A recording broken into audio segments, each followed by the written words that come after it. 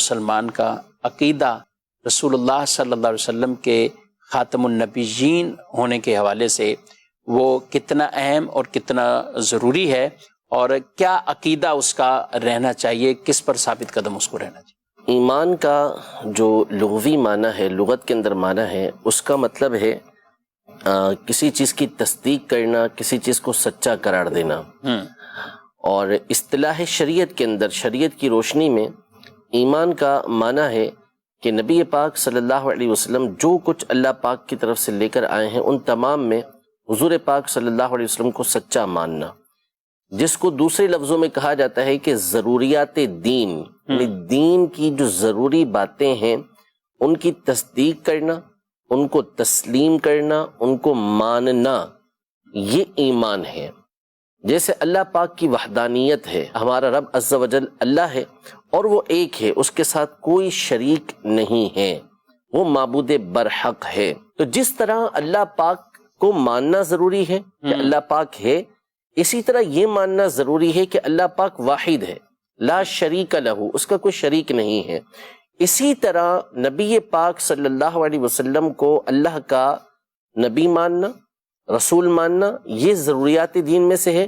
جس طرح آپ کو اللہ کا نبی اور رسول ماننا یہ عقیدے کے لیے لازمی ہے، ضروری ہے، یوں ہی یہ عقیدہ رکھنا بھی ضروری ہے کہ نبی پاک صلی اللہ علیہ وسلم خاتم النبیین، یعنی سب سے آخری نبی ہیں، آپ کے بعد کوئی دوسرا نبی نہیں ہے، نہ آپ کے زمانے میں نہ آپ کے بعد۔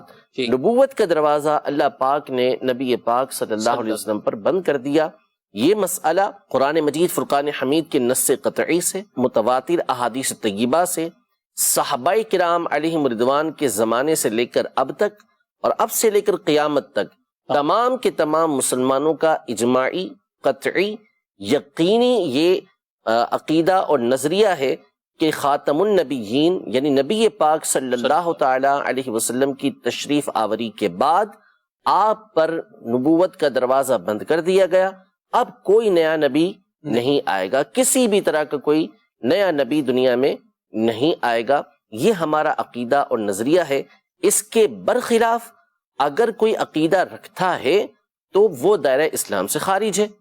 یعنی ایک ہے کہ کوئی اس بات کا عقیدہ رکھے، اس بات کا نظریہ رکھے، اس بات کا اعتقاد رکھے کہ نبی پاک صلی اللہ علیہ وسلم کے بعد کوئی نبی ہے۔ اگر یہ عقیدہ رکھتا ہے جسے قادیانی رکھتے ہیں تو وہ کافر ہے، وہ دائرہ اسلام سے خارج ہے۔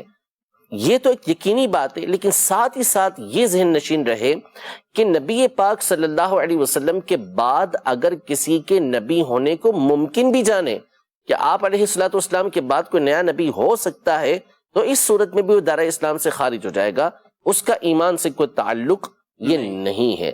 یہ ہمارا قطعی، یقینی، اجماعی عقیدہ اور نظریہ ہے۔ اس کے برخلاف کسی مسلمان کا کوئی عقیدہ ہو ہی نہیں سکتا۔